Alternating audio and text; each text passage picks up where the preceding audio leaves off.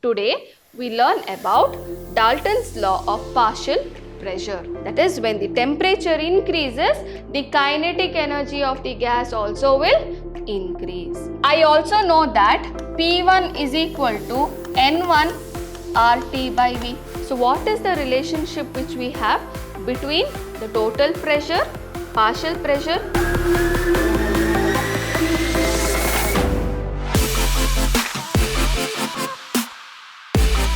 Hello my dear students, welcome back to the session 4 on the chapter States of Matter. Last class we studied about Avogadro's law and ideal gas equation. Also we solved some of the numericals. Today we learn about Dalton's law of partial pressure. What does Dalton's law tell? That is, it states that total pressure of the gaseous mixture is equal to the sum of partial pressure of individual gases when gases do not react with one another. That means, for example, I have a mixture of gas in this container. Okay, I'll take gas A, B and C. So, the total pressure of this mixture, gaseous mixture, will be equal to the partial pressure. Partial pressure means the pressure exerted by only gas A. We call it as partial pressure of A.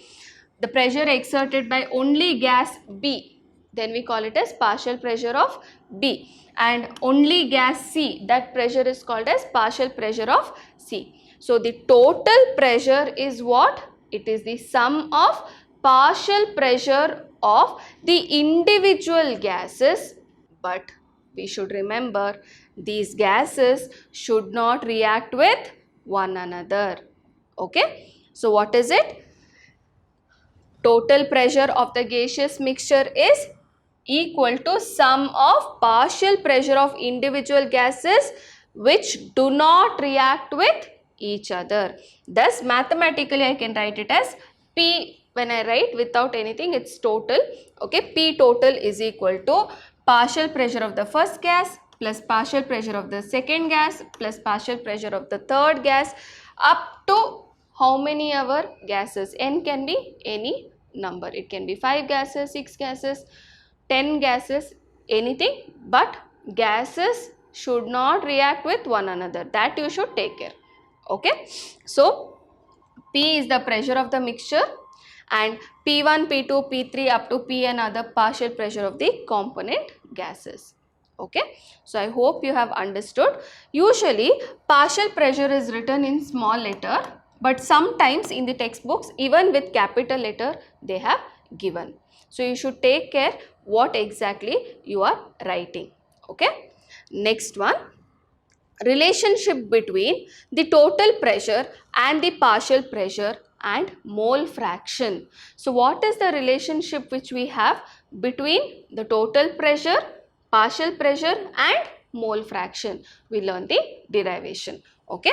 So, if a gaseous mixture contains 3 gases, so what we are doing? We are considering 3 gases which are mixed with one another. That is 1, 2 and 3. 3 gases. All are at constant temperature T and enclosed with a volume V. So, I will consider this is a container with volume V and temperature T and contains 3 gases 1, 2, 3. So, I can write from ideal gas equation, what I can do is, see, I know it, PV is equal to nRT, correct? So, pressure exerted by first gas is equal to number of moles of that gas RT by V. T and V are constant for all the 3 gases, correct? And R is called as the gas constant. So, pressure of the first gas is number of moles of that gas into RT by V. Pressure of the second gas is N2 RT by V. Pressure of the third gas is number of moles of that gas RT by V.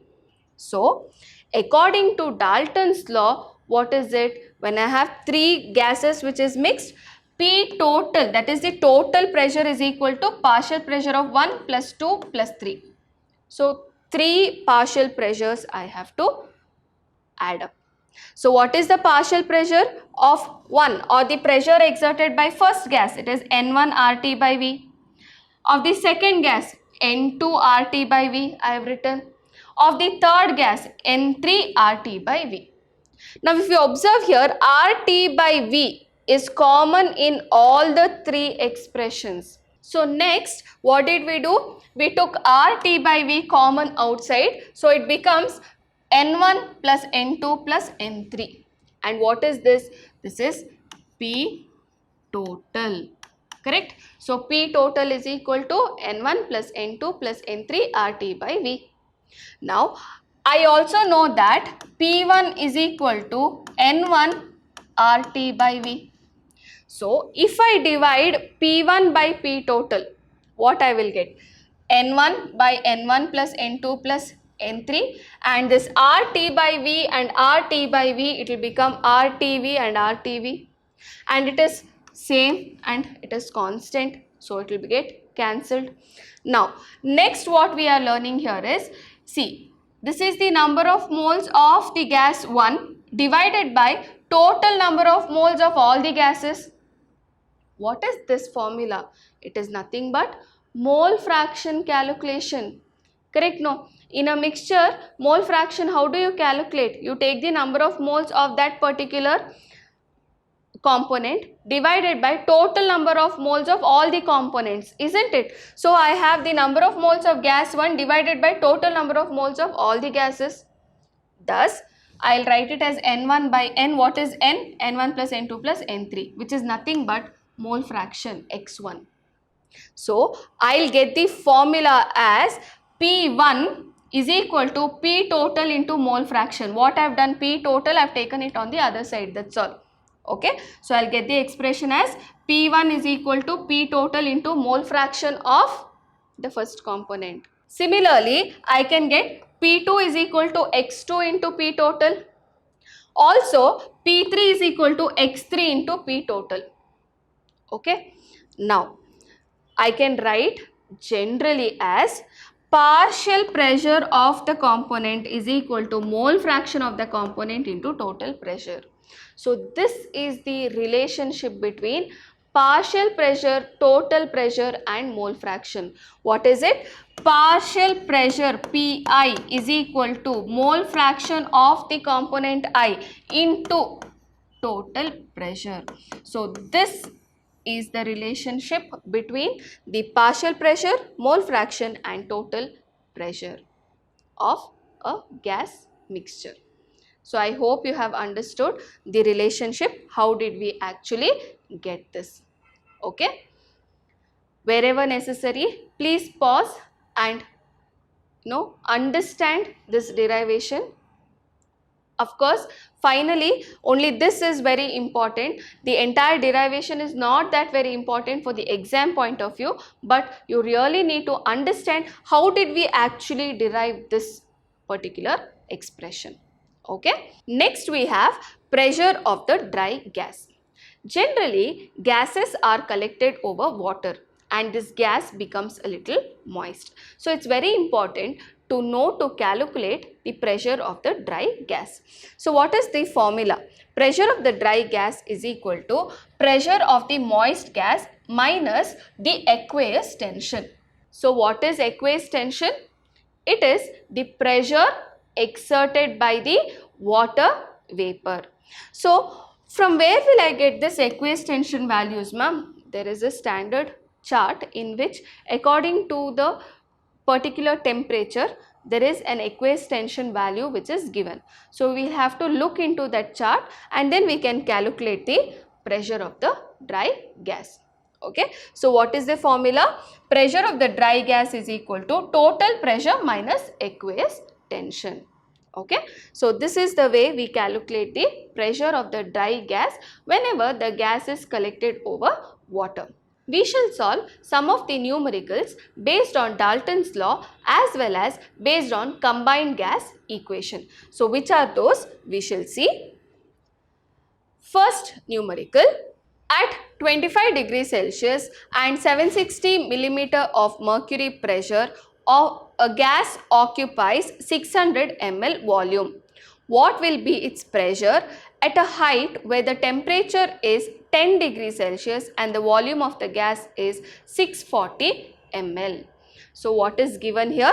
They have given T1 temperature 25 degrees Celsius, P1 pressure is 760 millimeter of mercury, and then they have given V1 volume is 600 ml.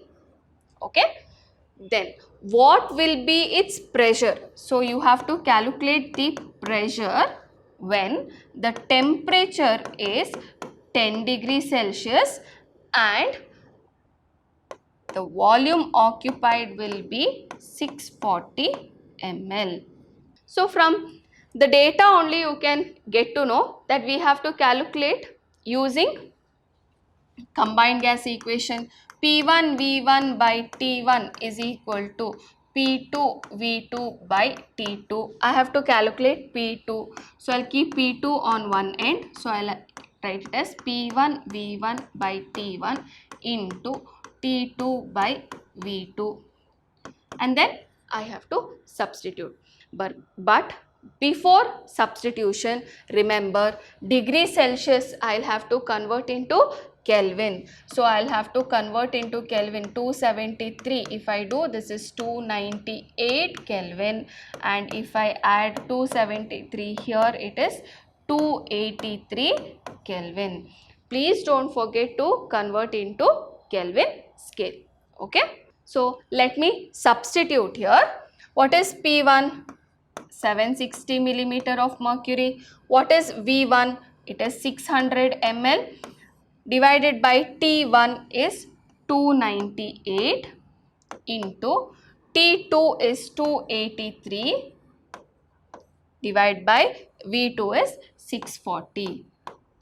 Use your calculator, solve this, you will get it as 676.6 millimeter of mercury. See, you have to be very careful with the unit. Pressure here 760, it is in millimeter of mercury. So your answer also will be in millimeter of mercury. So P2 is equal to 676.6 mm of mercury. Okay, so this is the answer which you need to get. So I hope you have understood how to solve this problem.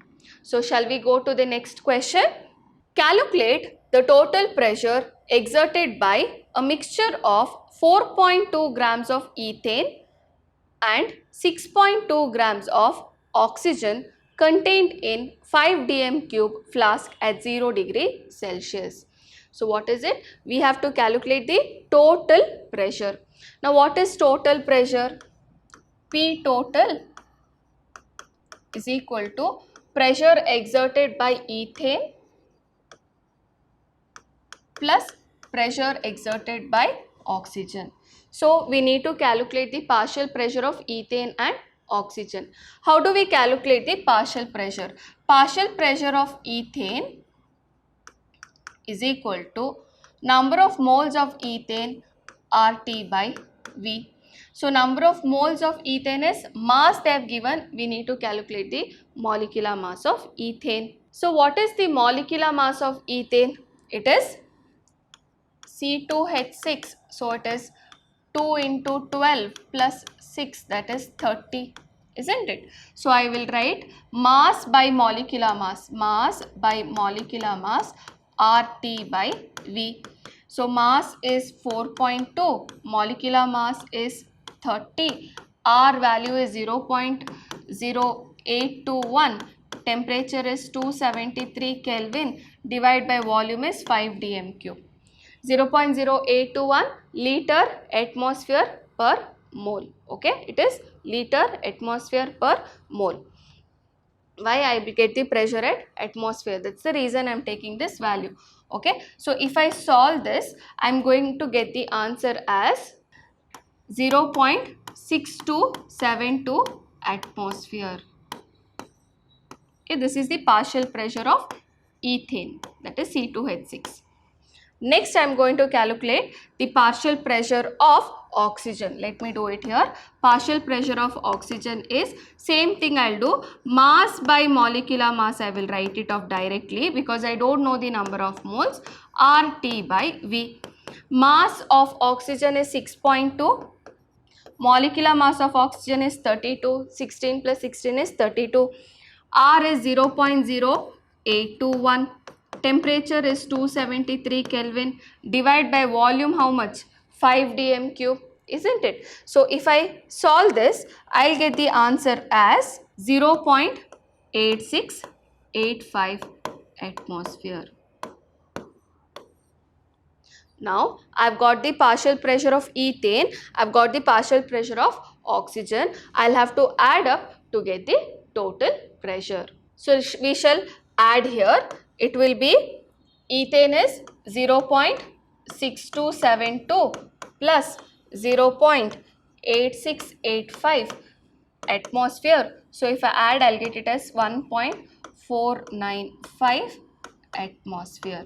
So this is the total pressure. So I hope you have understood how to solve this problem. Okay. Next question. Calculate the molecular mass of a gas when density is 3.6 kg per meter cube at 273 Kelvin and 1 atmospheric pressure. So what is given? Density is given as 3.6 kg per meter cube and temperature is given as 273 Kelvin and pressure is given as 1 atmospheric pressure. So what is the formula I have to use to calculate the molecular mass? So I can use the formula as pressure is equal to density RT by M. Now molecular mass, for I'll take it on the other side. So I'll get density RT by P. What is density? 3.6 kg per meter cube. I want molecular mass in grams. So I'll have to convert this into grams. That is 3.6 into 10 to the power minus 3 gram per meter cube, or meter cube is also called as liters. Okay. So I'll have to substitute this here as 3.6 into 10 to the power minus 3 gram per liter into 0.0821 liter atmosphere per mole into 273 Kelvin divided by 1 atmospheric pressure. So I'll get the answer as 80.68 gram per mole. So this is the way we have to calculate the molecular mass. So I hope you have understood the numericals. Next what we have is kinetic molecular theory of gas. What exactly are we going to study in kinetic molecular theory of gas? We learn different gas laws. That is, we learn different relationship between the volume and pressure, volume and temperature of gases. And what are these gas laws actually representing? It is representing the different behaviors of the gases. Correct? So, if all the gases are following all the gas laws at a particular condition, then all of the gases should have similar behavior, isn't it? So, the behavior of the gases are put together and we call it as kinetic theory of gases. So, all of these gases should have all of these properties, or I can tell all of the gases have same behavior, which is put up like this. Okay. So, we will learn one after the other postulate. That is, gas consists of minute particle called molecules. So, what are gases made up of? They are made up of minute particles and they were called as molecules. So, that is the first postulate of kinetic theory of gas.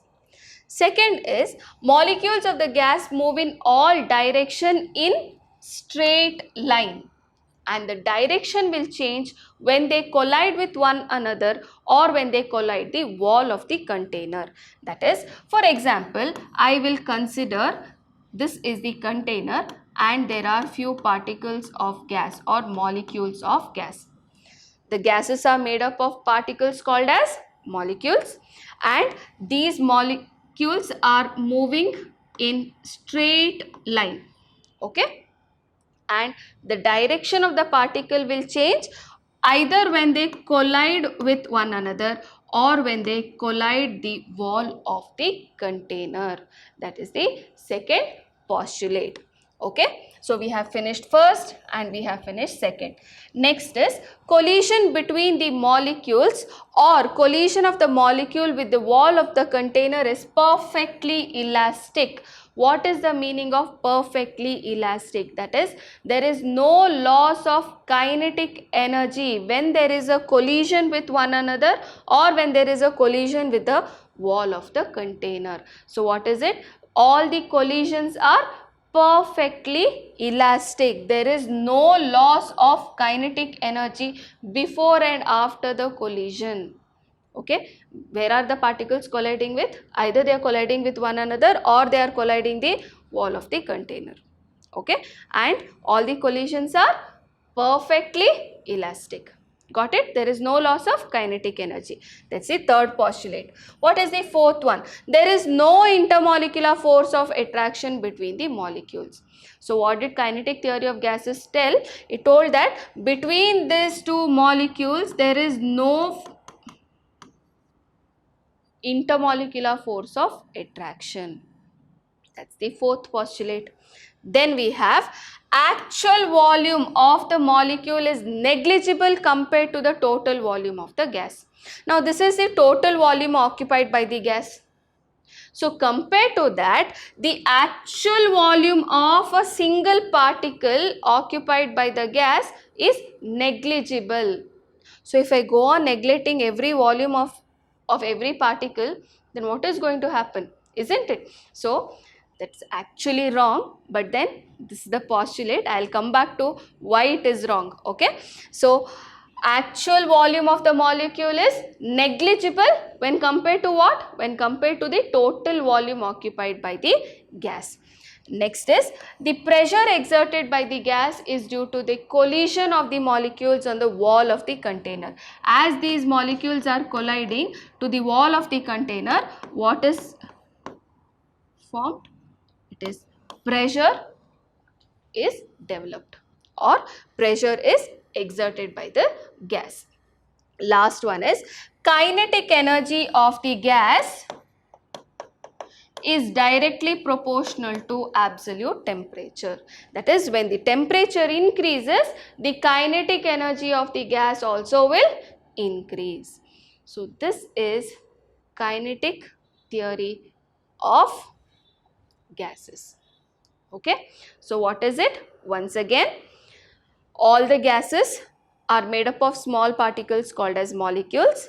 Molecules move in straight line. They can collide with one another or the wall of the container. Then they will change the direction. All the collisions are perfectly elastic. That is, there is no loss of kinetic energy before and after the collision. Due to the collision, there is pressure exerted by the gas or there is a pressure which is developed. The actual volume of the gas is of each particle is neglected compared to the total volume of occupied by the gas. There is no intermolecular force of attraction between the gas particles. And the last one is kinetic energy of the gas particles is directly proportional to the temperature. That is, if I increase the temperature, kinetic energy of the gas also will increase. So these are the postulates of kinetic molecular theory of gas. So I hope you have understood this. In the next class, we will be learning about Van der Waals equation, compressibility factor and liquefaction of gases. So I hope you have understood today's class. Thank you, my dear children. Stay tuned, stay focused.